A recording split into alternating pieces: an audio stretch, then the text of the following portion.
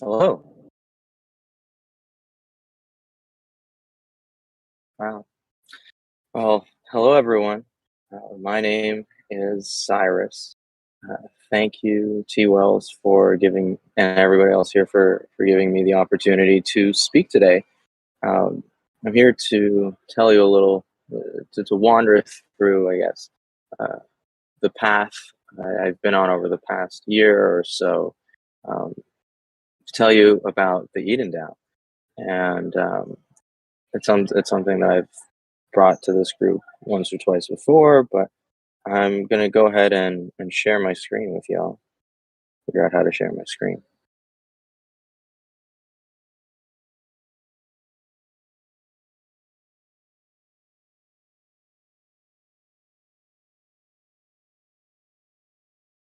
Hmm.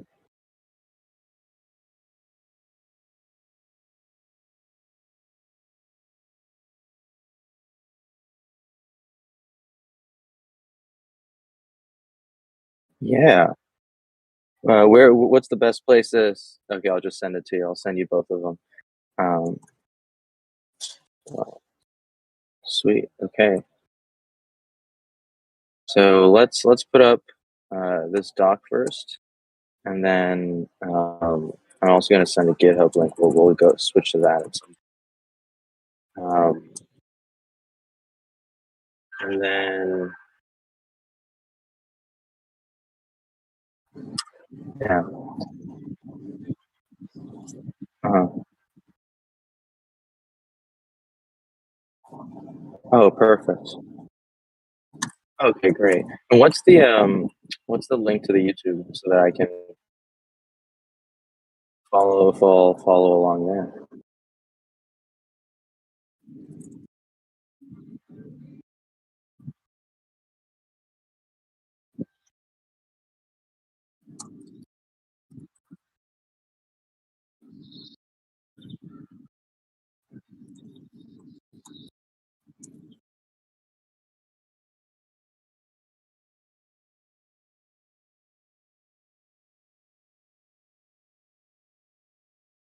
All right, sweet. I can see it now. Do you want to open up the presentation?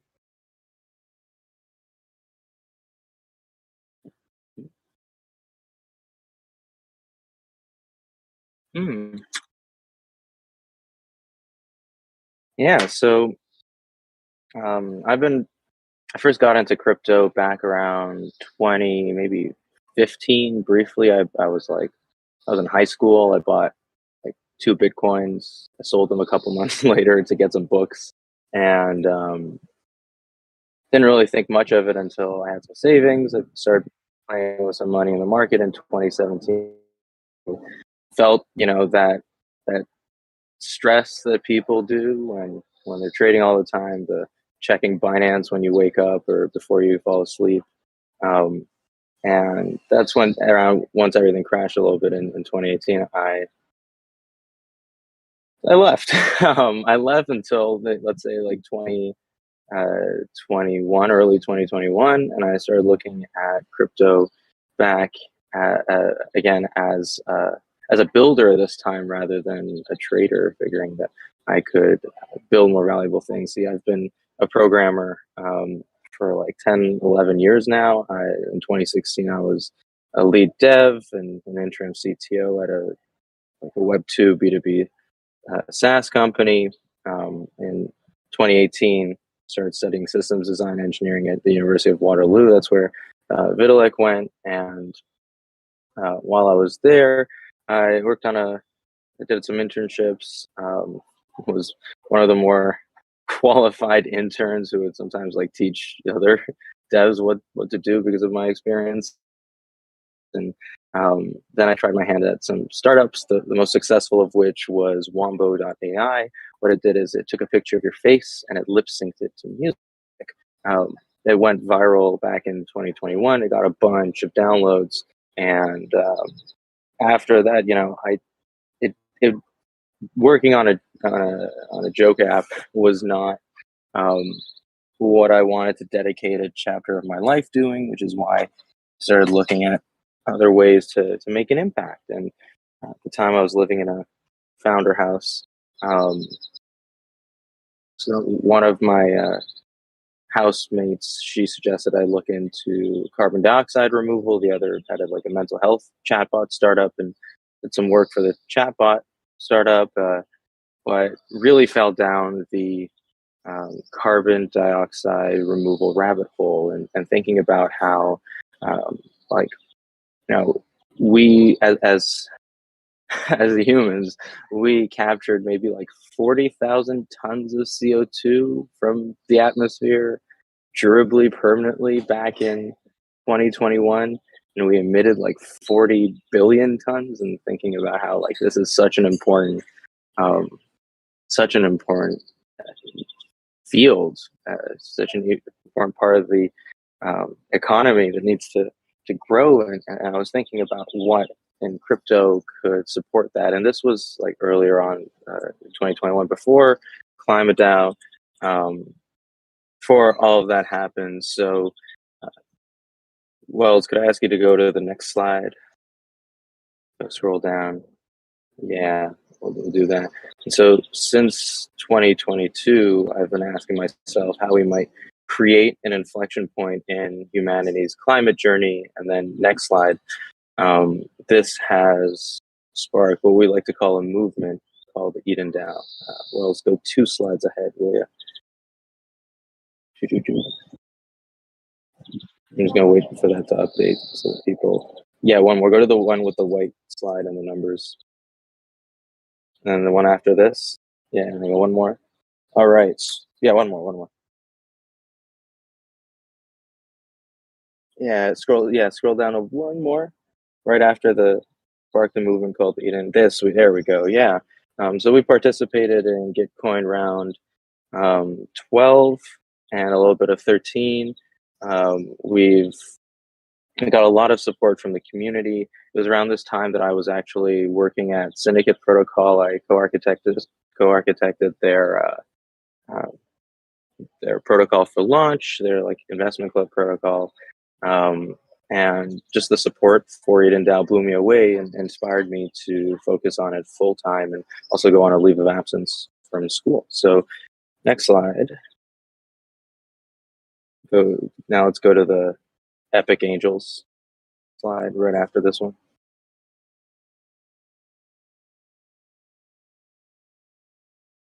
That's sweet. Okay, yeah. I made a lot of friends in the space who believe in us and the mission we're on, and these are all just people who've committed to supporting us. In a pre-seed round, we needed a token to be able to get their money, and so we haven't actually. So I've been working on that token, which is something I'll share with the One Hive crew today here for the first time, some of the protocol development that we've done. Wells, can you scroll down to the blue slide? That was there. Using the funds from the community, we raised about 100 grand to purchase what are officially called like permanent carbon removals. You might you could think of them as the Wagyu A5 beef of carbon removal. There's like nothing better. If you were to, the example I like to bring up is if you were to plant trees in California or in Australia, and then the trees go on fire, then you haven't really removed any carbon. But there's this, the frontier of carbon removal now is, can we remove carbon permanently? Can we turn it into rocks? Can we turn it into oil and then pump it back into the ground? Can we turn it into charcoal fertilizer? Or can we like sink it to the bottom of the ocean? So we went and we bought a bunch of rocks basically, but they're pretty expensive carbon removals.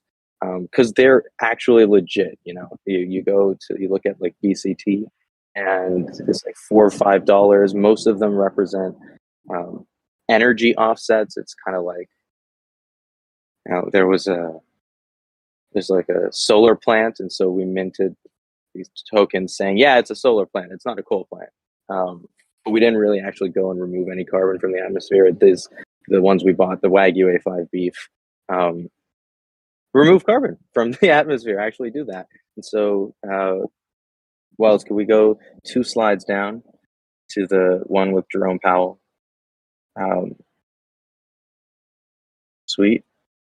And now I'd like to invite everybody here to the EdenDAO, to what we've been working on. And I want to set some context for what's going on. Feels like our global institutions are failing us. It's been at least 40 years since we've known about global warming, and the lobbying kicked the can down the road until like 1998. Then in 1998, everyone was like, yeah, we need to like stop emitting carbon. And so let's just focus on that. Let's just focus on stop emitting carbon. And then we'd really continue emitting carbon.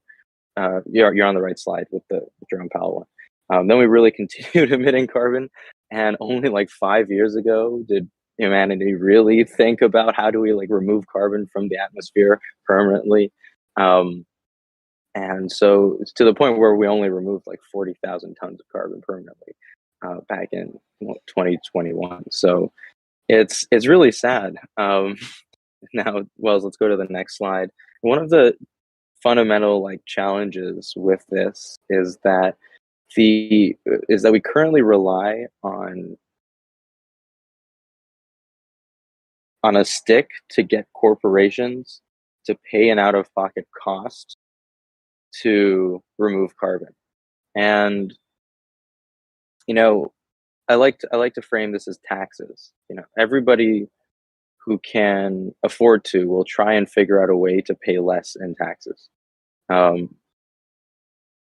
When you're framing doing the right thing as a cost for some of the richest entities on earth, the corporations, of course they're going to drag their feet. Why is this a cost? Why is healing the planet a cost and not a source of capital? Next slide. Why is it not a source of capital? We have Putin print rubles to go on imperialistic conquests, and we also have the US print dollars to go on imperialistic conquests. And I don't know of any of, thankfully there are a few countries, but like most countries will print money to go and subsidize oil and gas, but nobody's really going to go and subsidize, or at least make a market for this supremely valuable thing.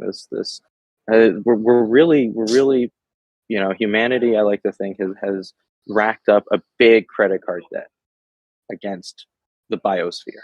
And this debt is the carbon debt. We've racked up so much debt over the Industrial Revolution up until now, and now we have to make headwind against paying it. And so what we really want to accomplish is we want to reframe regeneration from a sacrifice into a source of wealth. So the way we imagine this is we want to have a decentralized bank commodity currency backed by the black gold of the 21st century, or symbolic of the carbon that is going to get us out of this mess. You see, most of the carbon that we need to capture is in the future. Most of that carbon, because we just don't have the means to do it, to capture. The technology isn't there. The scale and the funding isn't there. And I like to go back to the example of, in the old days, a country would go to another country, win a war, get some gold, and then now the original country is richer. Why not richer? Because they take that gold, they put it in their bank and say, look, we have more money. Why not have something healing be the source of our money that way? What if we could instead think about a human goes, removes carbon from the atmosphere, and now creates money out of doing that. This way, instead of it being a cost for somebody, it's a source of wealth. So next slide. Actually, you can go 2 slides down. And this isn't, for those who may be familiar with Clima, this isn't about like a carbon credit backed currency. This isn't about like a stable coin pegged against or backed by a carbon credit backed currency.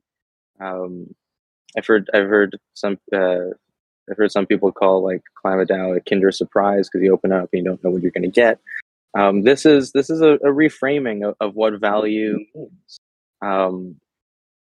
It really is that. When we look at carbon credits, we find that sort of like trying to measure water with a ruler, which if you just try to imagine it, like why that doesn't make sense. Why would you measure water with a ruler? You would want to get the, the volume of the water. You would want to like see how much it takes up space, or you want to see how much it weighs, because then you can find uh, the volume of it that way. But you wouldn't use a ruler, and it just seems as though there's this carbon credit financial instrument. It's just made up. It's a mechanism for flowing money from somebody who has it to somebody who's removing carbon or doing something good for the planet. And it's not the most accurate. It's not the most accurate measure. So this was, this is a little context on all the carbon stuff, but I found that it's often really hard to throw a lot of information at people, especially about a new subject, and expect most of them to keep up. It's not anybody's fault. This is like a complex thing. People go to get master's degrees and PhDs to go and do this. It's such a multifaceted field. And so we've really been thinking about how we might introduce this. Can you go over to the GitHub that I sent? We've really been thinking about how we could like introduce something like this to the crypto community at large. And so, one of the challenges I ran into, like other DAOs, like over the past couple months, we spent a lot of time weighing the trade-offs of different chains. We were, as long-term thinkers, we felt like dissatisfied with being locked in on a certain chain. If you do xDAI, it's great, but then there isn't a lot of liquidity. Like great, or you do ETH, but everything's expensive, or you do like Avalanche, and you're like, oh well, there's not a lot of tooling built on Avalanche, and so as is often the case in crypto, we needed infrastructure that wasn't built yet, and we can't onboard the next billion users onto crypto if we each spend months deciding which chain to launch on, because all this data is fragmented. We like have a token on this chain, it's not on that chain. It's great. Like users can't carry their data with them across the chain. So as we were met with a similar fate, and this like delayed the token launch for a while, and that was until we discovered Layer 0, which lets you build cross-chain apps by acting as a message bridge across the chains. And it lets us do some really cool things. So on my way on a flight to Barcelona for Celo Connect, a red-eye flight from Mexico to Barcelona, I couldn't fall asleep, and instead I started prototyping EdenDAO protocol. It's been just over a week. I've been iterating like crazy, and my intention with this is to liberate all the DAO natives from the shackles of one chain or another chain, so that we can move at 100x the speed that we already do. So that we can just sign up for whatever DAO tooling that works, and without deliberating for months on chain lock-in. So I like to think of EdenDAO protocol as crypto infrastructure first and foremost, but that accelerates the public good. It's a protocol ecosystem designed to harmonize value and identity across what we're calling omnispace, which is the space on, between, and around the chains. So not only is it on this chain and that chain, also bleeds into real life. It bleeds into our planet, Earth. And so I've got a few things to tell you about. First is something we're calling the Omnicast. The Omnicast is like a two-way radio across the Omni chains. It's a soul-bound NFT attached to your wallet address, and you get to write messages on other people's NFTs on your channel.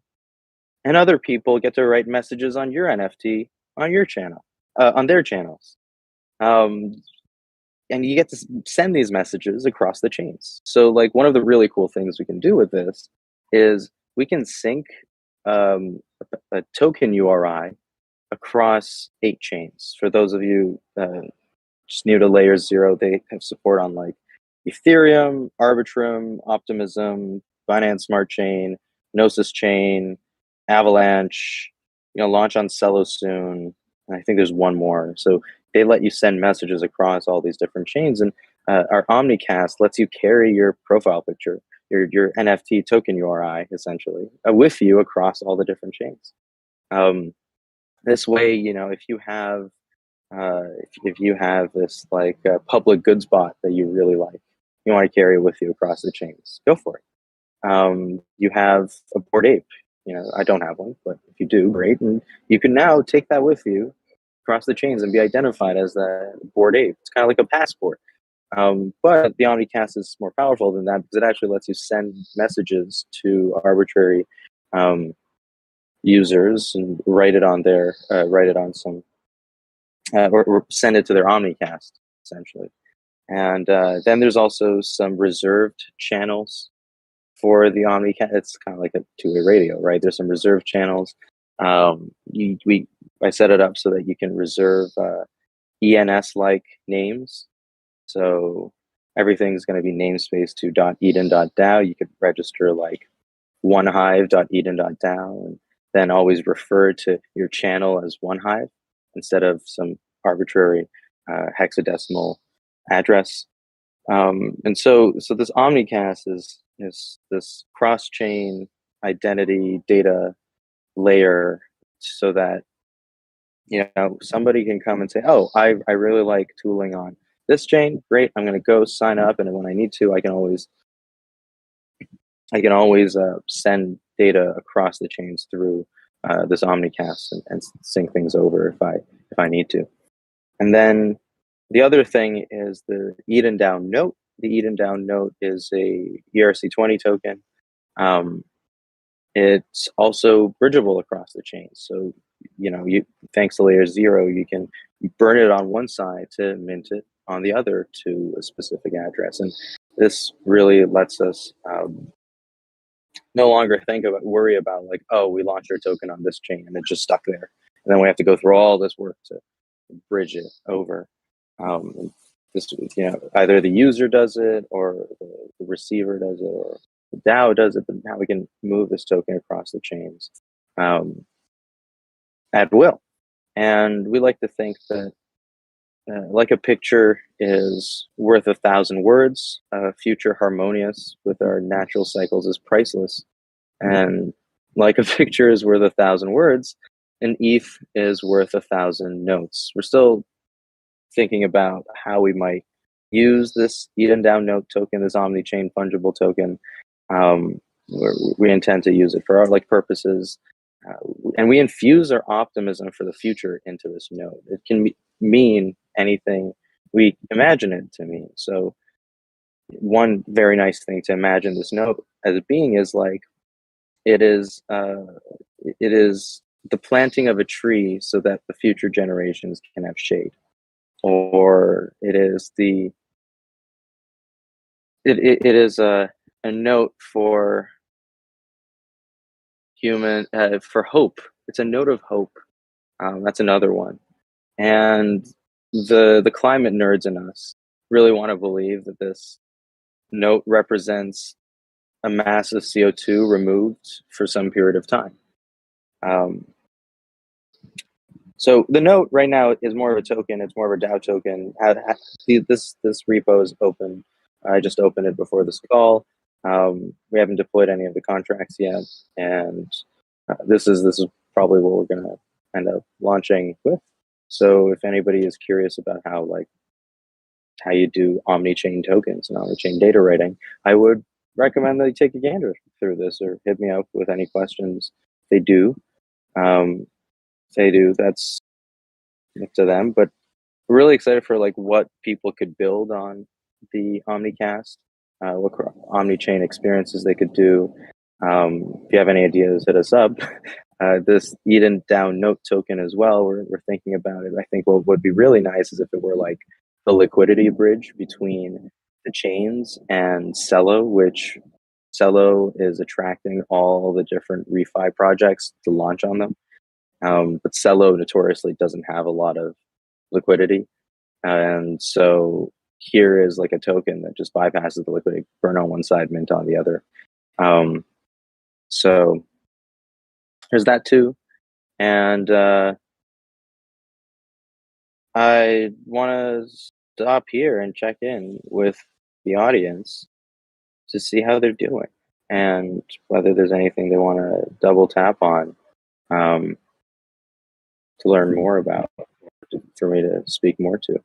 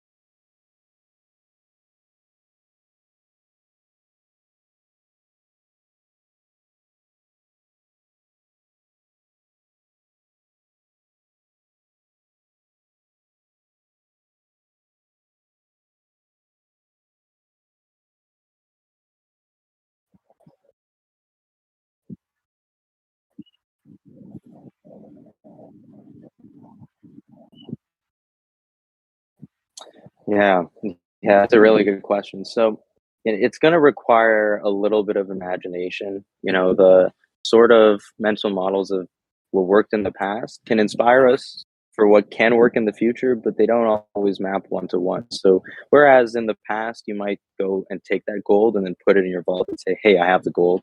And based on like each bar, let's say it mints 100 tokens because of the mass of that bar.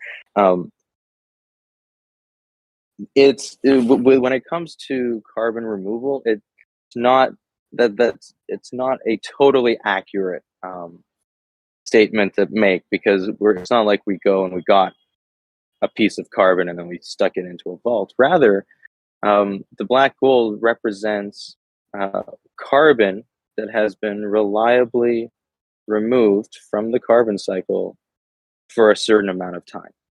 You see, we're space-time beings. We're not just in space. We're in space and time. And natural cycles happen over many, many, many years.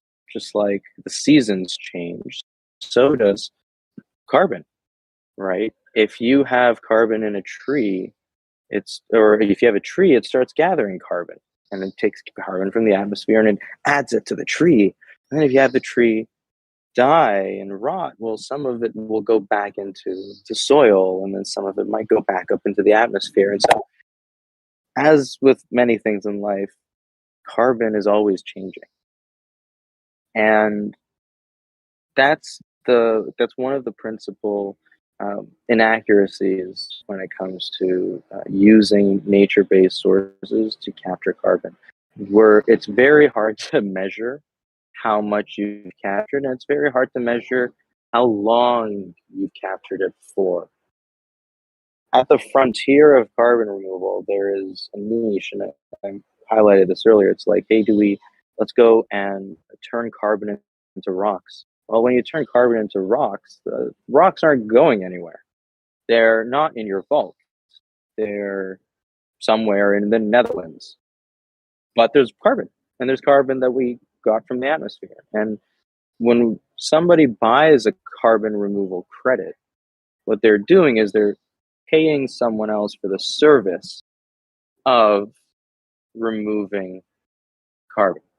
It's the service of it. It's not the actual thing, but it's the service of it. And the service of removing carbon for a specific amount of time is really the right ruler to be using to measure this. And this is one of the insights that we came across in our conversations with carbon removal experts, over a dozen of them, with carbon removal VCs. They said, listen, the markets that we're playing in, they're measuring tons, but really the unit of value is tons times a certain number of years. And so when I say black gold, I use gold to mean something immensely valuable. The analog here is an unfucked future. You know, the future where our climate cycles aren't in disarray. The future we can be proud to leave future generations who did nothing really to deserve this. And that's the gold part. That's what makes it valuable. Black because carbon's black. Carbon's black. That's the black gold. So when I said black, yeah, that's what I meant. I hear you. Word. I got you, man. Yeah. And the scale and the ambition of the DAO is awesome. Like I appreciate that in and of itself, man. And it looks like you got a great team of folks that are working on it with you now. And is this tell me again sort of the relationship between EdenDAO and Syndicate. I know there's crossover as far as you're concerned, but I'd be curious to learn a little bit more about that. Yeah. Yeah.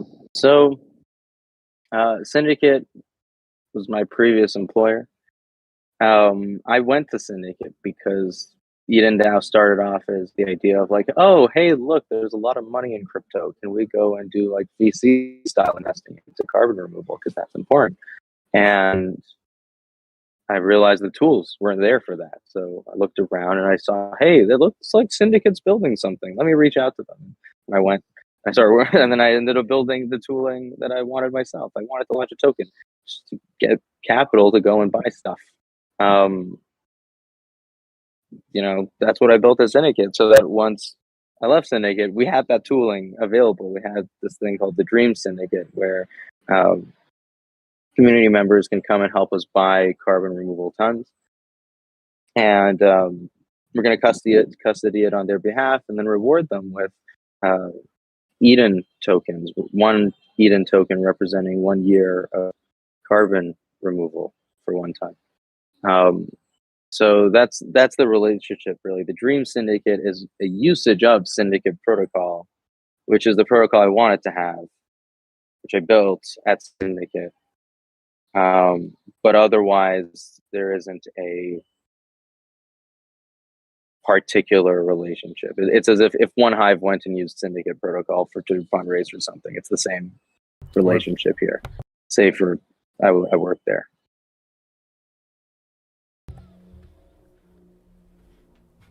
Cool. I got you. Okay. That makes sense. Folks, again, remind you, One Hype TV chat. If you got any questions or comments, feel free to raise your hand if you'd like to come up on stage to ask any questions of Cyrus here about EdenDAO. So it seems like, given the large ambition and like the decision clearly that this is going to live in the Web3 space, your first sort of action is to really dig in on the cross-chain future as a way to like build a substrate or like a foundation for this larger concept. Is that fair, or is that accurate? Can you ask the second part of that question again? Yeah, so I guess I'm curious to learn, like, when you're talking about the Omnicast and these other like the Omni space in general, that you have the GitHub for, and we link this in the channel if folks are interested in learning more. Like, what is the relationship between the Omni space and the Omnicast specifically, and the EdenDAO, itself, and specifically its relationship with the carbon issues? Yeah, that's a really good question, because to many people it might be like, what, you are a carbon refi project, all of a sudden now you're launching this like crypto infrastructure thing. Where's that coming from? How does this all link back?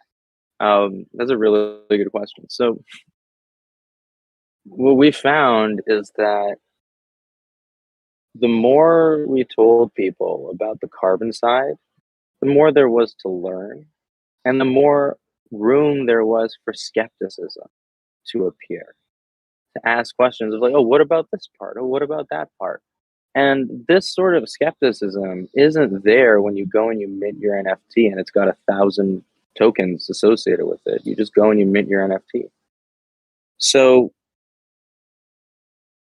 for our go-to-market, we set out to come up with something whose value is immediately distinguishable for people in crypto that also happens to introduce our token into the world.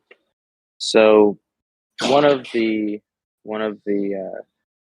features that we were thinking about was like, hey, when you go and you meet your channel uh, on the Omnicast, you get an associated number of Eden tokens. You get if the channel is like 0.05 ETH to buy, you also get 50 Eden tokens as a note of our gratitude. And what this will do is this will just set a relative exchange rate for the Eden token, which is 1 Eden is equal to 1,000 ETH. Sorry, 1 ETH is equal to 1,000 Eden. This token should support what we're trying to do, but the sizzle that's presented has to be a little different. That's where the whole Omnicast idea, the Omnichain stuff comes in. It's like, this is a cool new capability that we wanted to use when developing our own token. Let's standardize it so that other people can use it, and then offer people the opportunity to tip the protocol and use the tips to legitimize the Eden token from nothing. Instead of, let's go and explain a bunch about carbon and then expect people to go and buy this Eden token. So this ecosystem of protocols is designed as the little gateway drug for the Eden ecosystem, for the Eden token. And it's just one of the sources of capital flow into the Eden protocol. The other one was the Dream Syndicate. This Omni-chain cast stuff is another one. There might be another one as well in the future. So that's, I'd say, where the link is. And yeah, I think that, yeah, that's where the link is. Got it. Right on. And this, some of the cross-chain writing and the soulbound NFTs. You have a fellow who's not he's not with us at the moment. I think he was in for the first hour. A contributor to the TV team, Billy Jitsu.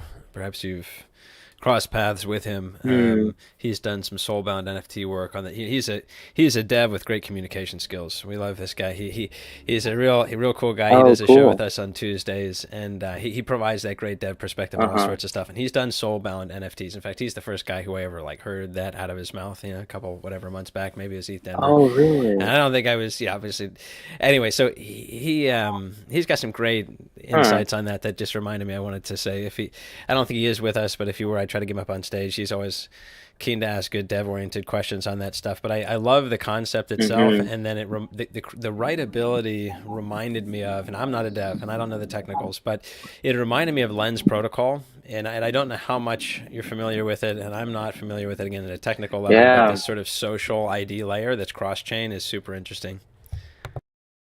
Yeah, and when I looked at Lens Protocol, it's launched on Polygon right now, and maybe it is. Is it cross chain? I don't. By you saying Polygon, you know more than I do. So, I don't think so. I looked into it for 3 minutes. I have to admit, I love coding, so I was just coding a lot of it. But I would say, it's really interesting to see what everybody in the space is coming up with, and Lens Protocol particularly has a lot of enlightened ideas around social networks and NFTs and how to bring the two together. And this is more so for developers wanting to have a single user store for their application, for example. It's like, oh, I will always know that here's this data, it's always associated with this user. And this data is not locked into one chain. It can get freely moved across the chains. So that was sort of where I was thinking about it. That was sort of the angle that I was thinking about it in. I've noticed Smalley has had their hand raised for a little bit. Appreciate it. Yeah, here, let me see what we got here. Smalley, we'll bring you up on stage here. Thanks, Cyrus. I'm gonna check around here. I have too many screens open. Here we go. Smiley, come on up here. You know, running the OBS and all that. Oh yeah. Simultaneously. Let's see. Anybody else, of course, who'd like to ask a question, feel free to raise your hand. Smiley sent the invite. Feel free to join us if and when you're ready.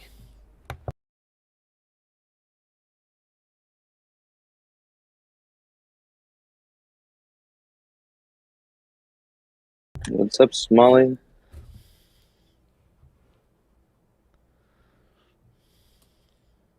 Folks have been here for a while, are true champs, a number of them. We started at 11, I think. And so some people have filtered in and out. I know some folks would have a lot of great questions for you all. So we'll make sure to, we'll have the interview segment that we have here. We'll make sure to pull it out and tweet it out and share it with folks in case they're interested in learning more. But I'm stoked, man. Again, like I said, I love the big idea and the cross-chain. The cross-chain future, where it's like you know, we're all working on these different ways to bridge assets or you know, our different deployments, and yeah, it has to be to your point. If we're going to get any type of mass adoption, those friction points have to be eliminated. You have to, I imagine, like a dashboard that's just, you know, it sits atop everything in a sense, and it's almost like I'm looking forward for like a DAO, cross-chain DAO governance. It's like not yearn for cross-chain governance, but it's essentially like where it's like you can actually see these aggregation and like data flows and help you make decisions without even having to really think about the transactions happening at the cross-chain level. But bridges are enough to scare the shit out of me. So like there's that too. Like, on one hand, it's like, yay, cross-chain future. On the other, it's like, I guess I need to learn more about Layer 0, to be honest. And this sounds really interesting. Is it the case that Layer 0 can enable or would enable the same types of like cross-chain transfers in assets like Ether or USDC as it would in like writing, you know, messages to a soulbound NFT, or like, I guess I know there's a lot of technical complexity there, I imagine, but what would be the difference between like a Layer 0, the type of omni space you're referring to, and like bridges like Connext or Hop that are bringing you know, assets across different blockchains? Right. No, that question. So on one hand, I would say that Layer 0 democratizes cross-chain communication. For a certain amount of liquidity, and then go approach Hop or Connext and do some business development and say, hey, I've got this thing, and then you like work through with them.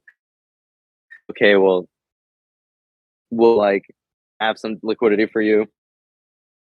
The other will like lock in your token on the sender side, and we'll do all this. It's a lot of work. It's a lot of work. Layer 0 makes it way simpler. Layer 0 at its, once you cut out some of the boilerplate, boils down to a function to receive messages coming in from other chains and a function to send messages to other chains. And that is a very simple primitive that anybody can build on. It's like you have a contract on chain A, and then you can actually call a contract on chain B. So it's a very interesting programming model. Before, you might be thinking, oh, well, I have to like bridge a token, and the only thing you can do is get the token to the other side. Here, you can bridge the token to the other side. You can also send arbitrary data to the other side on chain, instead of having to go through like oracles or a separate file system like IPFS or Arweave. And so I'd say like the first, you know, major thing about Layer 0 is that it makes it really easy to communicate across chains in generalizable patterns beyond token transfers or token bridging, and really makes your life as a builder way easier, because then you can permissionlessly go and build these cross-chain apps instead of getting permissioned by the bridges and the powers that be. I'd say actually those are a few of the differences. It's like it's generalizable beyond tokens, it's permissionless, and it's lighter weight. So those are Those are some of the pros I would highlight of layer 0. It's very cool, man. I'm gonna Yeah, have to. it's pretty cool. It is. I need to read up on that. If there's any resources that you'd be willing to share in the chat there, man, any links along, the way there, videos. We're all Yeah. about trying to educate ourselves Um, and others. That's cool, man. yeah, for sure. I always go to their Git book. There's their Git book. It's a little nerdy. It's a little. It's quite a bit. Um, It's all and good, their man. website doesn't actually have a lot of good. The website doesn't even have good SEO, so you have to. I think that like Twitter is the best. Here's their Twitter. I'll send it in too. Here's their Twitter. Pretty interesting stuff. They call it the Omni chain. I call it the Omni space. I like that. Exciting stuff. Yeah, yeah. It's about Well, creating spaces. Um, yeah, it reminded me of a quote, man. sweet. I'm a musician, right? So like, it reminded me of Okay, a quote by Miles Davis. I don't know if people are fans of Miles, but probably the most famous I am. jazz trumpeter, right? Okay, so he he is famous for saying that the silence between the notes is more important than the notes themselves, right? Ooh, Yeah, I like that. that's a Miles quote for you. Yeah. But I see alignment, right? It's cool, very neat. Yeah, I'm about to read up on this. So, folks, if you're interested, again, layer 0, we're chatting about here. We'll drop some links in the chat there, and yeah, man, it's been great having you on, man, and GM to everybody for sticking around. It's been awesome to learn about what y'all are up to over there, and we'll have to keep us posted, man. We could have love to get an update as things Yeah. continue to evolve as they seem like they are. We're just trying to find the highest impact way to approach this problem, really. So definitely lots to learn, a lot of stuff to grow, a lot of just like a caterpillar metamorphizes into a butterfly. So too may we blossom, all of us, not just the EdenDAO, but may we all blossom into what we may be. So Right on to you, man. yeah, sweet. I'll hang out for a few more minutes, but otherwise, it seems like we're chilling, and I'll hop off and prepare for another call. Yeah, man. Again, last call, folks. If you have any questions or comments, tried to bring Somali up on stage, but didn't seem like they're interested in hopping up. Otherwise, I don't know how many people have tuned in on YouTube. We had some serious friction there earlier today, but we'll be reposting, sharing a bit about this on Twitter. You can go to drm.edendao.finance to learn more there. And is the DRM token, is that live, Cyrus? I didn't ask that already, but on the page there, get DRM. Yeah, it was it was currently the syndicate is facing some bugs, so it's not live at present, but it was, and it will be hopefully in the next week or so. Waiting to hear back from them on that one. So yeah, if you're curious, I could, just like message me, and I'll make sure I'll get back to you when we do go live. But I think the DRM was and is no longer. Was that on mainnet, or where was the token? Where do you think the token would be deployed to? It was on ETH. Yeah, right. That was on ETH. I know. I hate the gas fees, dude. I really do. I really do. You're right though. It's just one of these things where part of the reason OneHive's out on what is now Gnosis chain is because you want to do on-chain governance. Well, those gas fees should make it prohibitive. But then the liquidity is in the places where the whales don't care about those transaction fees. Yeah. It's life. And that's Oh. yeah. Are you bullish solo though? I mean that we've noticed in some of our like the first hour of our show every week we do like we do Mhm. 45 minutes of like headlines around snapshot and we do so we sort of cover the news in the DAO space and there was one a couple weeks ago we were talking about Cello and their clear effort to try to get the regen projects to migrate or to launch Yeah. there. How They've do done you a see great that? How job. do you see that going? Yeah. Yeah, yeah, being a regen project or a refi project, broadly speaking, if you want to play with the pack, there's about three different options, and one of them is Polygon.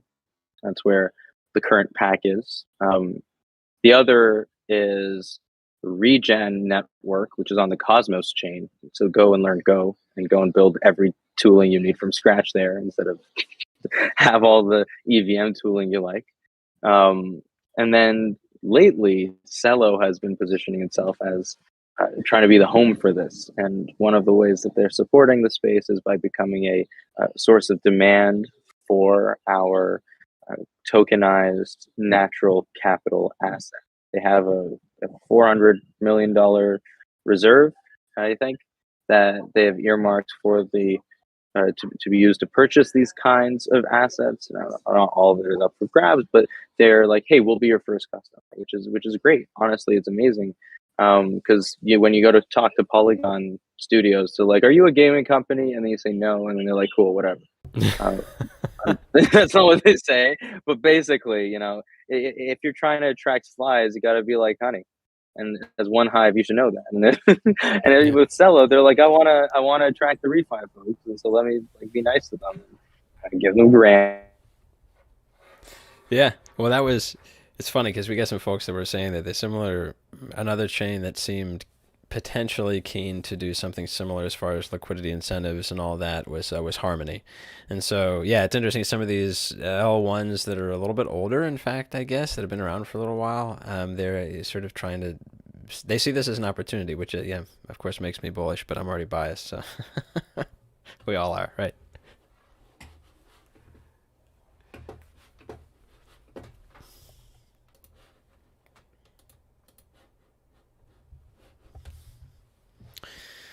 All right, my buddy, can you hear me? Cyrus still, I don't know if I'm having audio issues here.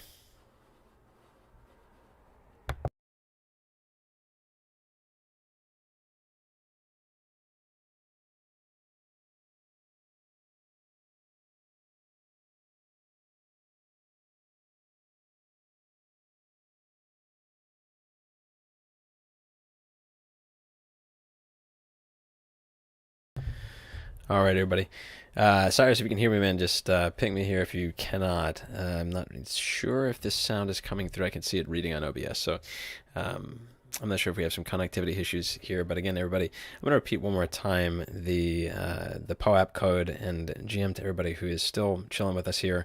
Have a great time bringing this to you live every week. So hope it's of some benefit and interest. Of course, if you like what you're hearing, make sure to follow OneHive.org. You can follow me T_Wells_ETH on Twitter, and support what we're trying to message out and share with people as far as the news and the guests that we have here live on stream. Follow us 1HTV. You can just go to Twitch. You can go to YouTube, type in 1HTV, and you can find the channels there. Give us a follow, subscribe, and like the content there. Hope everybody has an excellent rest of their week. We got 2 shows coming at you live tomorrow. One is from Paul with Gabby talking about gardens, while another one with Billy Jitsu late night tomorrow. We'll be talking about a whole bunch of stuff from the dev side perspective. Got the NFT and gaming show on Wednesday with Solar and Dosh again, of course. And this Thursday, we shall see. Miguel seems like he's feeling it. He might be having another either music listening or Spanish language show on Thursday. So we're building out the stream week by week, day by day, folks. If you're interested in joining, please go ahead and drop a message. Just ping us in the One Hive channel above, and we'll see everybody next week. Cheers. Cyrus, my man, if you want to hop back up on stage here. I'm not sure if I lost you, what happened there, but it was great to have everybody. Here we go. Let me get you up here, my man. Hold on one sec.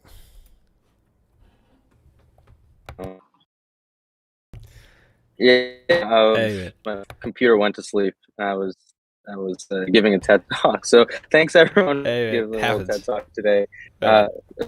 Appreciate this all of the nurture has been one of the communities that I've looked up to ever since I did my DAO dive starting last year, March. It was an example of a community really admired, especially with how it organized itself. And so I wish that y'all continue the good vibes, come and keep good vibes going, and you know, be the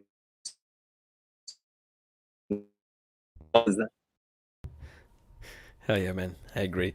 Cut out a little bit there at the end. You be this something. Please try again. I gotta hear it, man. What's up?